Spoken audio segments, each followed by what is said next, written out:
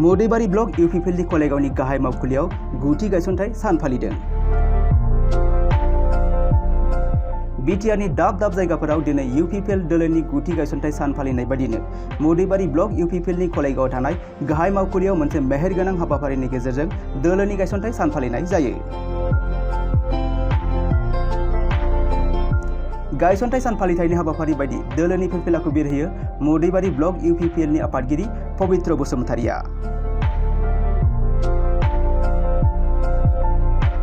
मख'नो गोनांदि दिनै बे गायसनथाय सान फालिथायनि लोब्बाजों खुंनाय मोनसे सरासनस्रा मेलाव एबिएमसुनि मिरु गाहाय नेहाथारि फरिदुल हुसेन, बिपिएफनि बुथ आफादनि आफादगिरि सामुद्दिन अहमेद, नेमसुनि बिबानगिरिजों लोगोसे माखासे मावथिफोरा इउपिपिएल दोलोआव हाबफैयो। बे हाबाफारियाव भेरगाव जिल्ला इउपिपिएलनि नेहाथारि एन्टनी बसुमतारिया बाहागो लानानै गुथि गायसनथाय सान फालिथायनि सायाव बिबुंथि होयो। दिनैनि बे हाबाफारिनि सोमोन्दै मोदैबारि ब्लक इउपिपिएलनि आफादगिरि पबित्र बसुमतारिजों लोगोसे इउपिपिएल दोलोनि खान्थि आदर्शखौ मोजां मोननानै एबिएमसुनि मिरु आफादनि गाहाय नेहाथारि फरिदुल हुसेना मा फोरमायदों मिथिना लानि। केन्द्रीय समितिर साधारण सम्पादक पदলৈকে অধিষ্ঠিত হৈছিলোঁ। যেহেতুকে সুদীৰ্ঘ সময় ছাত্ৰ সংগঠন কৰিছোঁ, যে ছাত্ৰ সংগঠনত থাকি এটা জাতিক নেতৃত্ব দি আহিছিলোঁ, তেতিয়া ভাবিছোঁ যে বিটিআৰৰ তথা অসমৰ বিভিন্ন জাতি জনগোষ্ঠীৰ সৈতে সকলোক লগত লৈ আগুৱাই যাম বুলি আজি ইউপিপিএল দলৰ নীতি আদৰ্শক ভাল পাই আজি ইউপিপিএল দলত যোগদান কৰিছোঁ। আজি কিমান যোগদান কৰিছে? মই এবিএমচিৰ ফালৰ পৰা মোৰ লগত আগত প্ৰাক্তন দুজন আছে আৰু বাকী নেমচুৰ ফালৰ পৰা আহিছে, জিলা সমিতিৰ পৰা আৰু প্ৰাক্তন আঞ্চলিক সমিতিৰ পৰা আহিছে। কিছু আম নাগৰিকো আছে, তেওঁলোকো আহি আজি এই প্ৰতিষ্ঠা দিৱসৰ দিনত আজি মোदैবাৰি ব্লকৰ যিখন প্ৰতিষ্ঠা দিৱস অনুষ্ঠান ইয়াত কলেগাঁৱত অনুষ্ঠিত কৰিছে, এই অনুষ্ঠানত আহি আজি আমি যোগদান কৰিছোঁ।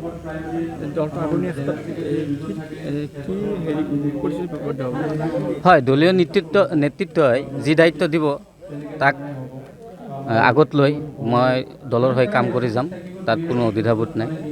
যিহেতুকে আজি উইলিংলি ওলাই আহিছোঁ আৰু মোক ওলাই অনাত আজি এই দলত যোগদান কৰাত এজন মানুহৰ নাম ল'বই লাগিব, আজিজুৰ ৰহমান উৰ্ফে বাবু। তেওঁ যথেষ্টখিনি অৰিহণা আছে। তেওঁ মোৰ লগত বহুদিন ধৰি যোগাযোগ কৰি আছিলে যে দলত আহিব লাগে। আজি এই সুযোগতে আহি আজি যোগদান কৰিলোঁ। যিটো নিৰ্বাচন আছে 2025 চনত, এই নিৰ্বাচনত লৈ কেনে আগুৱাই যাব বুলি ভাবিছে? হয়, এই যি নিৰ্বাচন আহি আছে সন্মুখত 25ত, যে এইবাৰ মই ভাবোঁ যে 25ত আমি ইউপিপিএল দলে কেণ্ডিডেট ওলাই লৈ জয়ী হ'ব পাৰিম বুলি মোৰ মানে দৃঢ় বিশ্বাস। জন্মদাতা উষাগৰা বৰ্মা যিহেতু তেওঁ প্ৰতিষ্ঠাপক, তেওঁ উদ্দেশ্যে কি হ'ব? হয়, তেওঁ হয়তো ভবা নাছিল যেতিয়া দলটো গঠন কৰিছিল যে ইমান সঁহাৰি লাভ কৰিব বুলি, কিন্তু আজিৰ দিনত বিভিন্ন জাতি ধৰ্ম নিৰ্বিশেষে সকলোৱে সঁহাৰি এই দলৰ প্ৰতি আছে। আৰু যিহেতুকে আমাৰ বৰ্তমানৰ সভাপতি প্ৰমোদ বড়ো ডাঙৰীয়া আৰু তেওঁ বৰ্তমান বিটিআৰৰ চিফ আৰু আমাৰ বিটিআৰৰ ডেপুটি চিফ গোবিন্দ বসুমতাৰী ডাঙৰীয়া, তেওঁলোকৰ নেতৃত্ব আদৰ্শগত, সেয়ে মানে সকলো ধৰ্ম ভাষা নিৰ্বিশেষে আজি ওলাই আহিছে ইউপিপিএল দলৰ নীতি আৰু আদৰ্শৰ প্ৰতি এই ভাল পায়।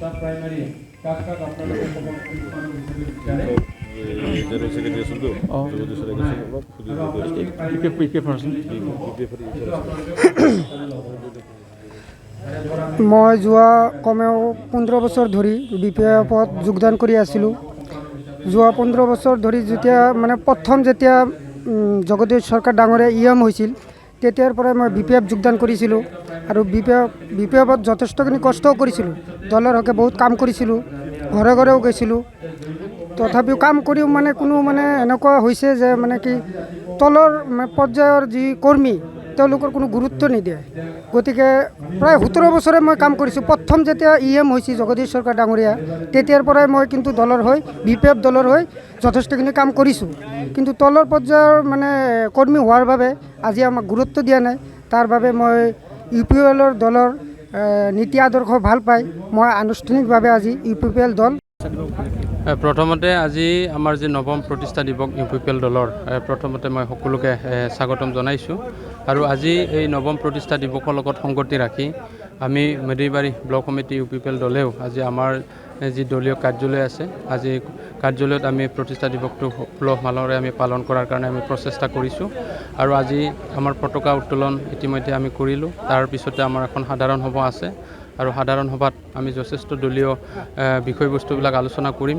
আৰু 2025 চনৰ যিটো কথা আপুনি সুধিছে, 2025 চনত আমি মেদিবাৰী UPPL দলে আমি বহুত সক্ৰিয়ভাৱে আমি পাৰ্টিচিপেট কৰিম। আৰু দলীয় সাংগঠনিক কাম কাজ আমাৰ খুব ভাল ধৰণে চলি আছে মেদিবাৰী আমাৰ সমষ্টিত। আৰু আমি 2025 চনত আমি UPPL দলে মেদিবাৰী সমষ্টিৰ পৰা আমাৰ কেণ্ডিডেটজন আমি জিকাব পাৰিম বুলি আমি প্ৰতিজ্ঞাবদ্ধ হৈছোঁ। আৰু সকলোৱে আমি তাৰ কাৰণে যিমানখিনি দেহাই কষ্ট কৰিব লাগে আমি কৰাৰ কাৰণে প্ৰস্তুত হৈ আছোঁ। বৰ্তমান দেখা গৈছে যে যিটো 17 বছৰ সাধাৰণ BPF চৰকাৰৰ আদাখনি সৃষ্টি হৈ আছে আৰু এটা আশাৰ দাঙনি কৰি আছে UPPL দলে। গ্ৰেট মেগা জইনিং হৈ আছে বৰ্তমান আমি দেখি আছোঁ। কি ক'বা আজি? আমাৰ আজি UPPL দলৰ কথাটো ক'ব গ'লে আমাৰ বিটিআৰ অঞ্চলত প্ৰতিদিনে আমাৰ জইনিং কাৰ্যসূচী ক'ৰবাত নহয় আমাৰ জইনিং কাৰ্যসূচী চলি আছে। আজিও আমাৰ মেদিবাৰী ব্লকতো আমাৰ জইনিং আছে। প্ৰতিদিনে আমাৰ জইনিং কাৰ্যসূচী, আমাৰ ষ্টপ নাই। জইনিং আজি ইয়াত নাই যদিও কালি বেলেগ এটা সমষ্টিত আছে। ঠিক তেনেধৰণে আমাৰ মেদিবাৰীতো এটা মেগা জইনিং হ'ব, খুব কম দিনত হ'ব। এতিয়া আমি আজি যিহেতুকে প্ৰতিষ্ঠা দিৱস হিচাপে আজি যথেষ্টখিনি কৰণীয় কিছু কাম কাজ প্ৰতিটো প্ৰাইমাৰীয়ে নিজৰ প্ৰাইমাৰীবিলাকত ফ্লেগ হোষ্টিং কৰিছে। সেইটোৰ কাৰণে আমি বহুত ডাঙৰ এটা জইনিং প্ৰগ্ৰাম আজি ৰখা নাই, কিন্তু জইনিং প্ৰগ্ৰাম এটা মেগা জইনিং প্ৰগ্ৰাম আমাৰ মেদিবাৰী সমষ্টিত খুব কম সময়ৰ ভিতৰতে হ'ব। আৰু এইখিনি আমি কেনেকৈ কৰি নিব লাগে তাৰ কাৰণে আমি দলীয় নেতৃবৰ্গৰ লগত আমি আলোচনা কৰিম। খুব কম সময়ৰ ভিতৰত এটা মেগা জইনিং আমাৰ হ'ব। আৰু বিভিন্ন অপজিশ্যন পলিটিকেল পাৰ্টিৰ পৰা আমাৰ লগত যোগাযোগ কণ্টিনিউ তেওঁলোকে কৰি আছে। তেওঁলোকে আমাৰ দলত অহাৰ কাৰণে আগ্ৰহী জনাইছে আৰু তেওঁলোকে আমাৰ দলত অংশগ্ৰহণ কৰি আমাৰ লগত জইনিং কৰি তেওঁলোকে আমাৰ দলৰ হৈ কাম কৰাৰ কাৰণে তেওঁলোকে আমাক প্ৰতিশ্ৰুতি দিছে। আজি মেদিবাৰী ব্লক UPPL সকলো সদস্য নেতাকৰ্মীক আহ্বান জনাই কি ক'ব? আমাৰ মেদিবাৰী আজি বুলি নহয়, মেদিবাৰীৰ আমাৰ যিখিনি দলীয় নেতাকৰ্মী আছে তেওঁলোকৰ মনোবলটো খুব ষ্ট্ৰং।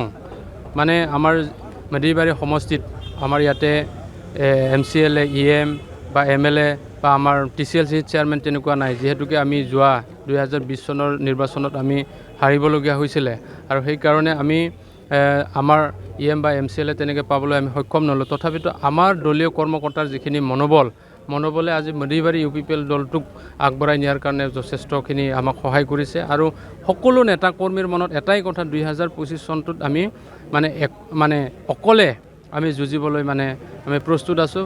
UPPL হিচাপে অকলে আমি যেনেকৈ ধৰণে যুঁজিব লাগে ঠিক তেনেধৰণে যুঁজাৰ কাৰণে সকলোৱে আমি প্ৰস্তুত হৈ আছোঁ।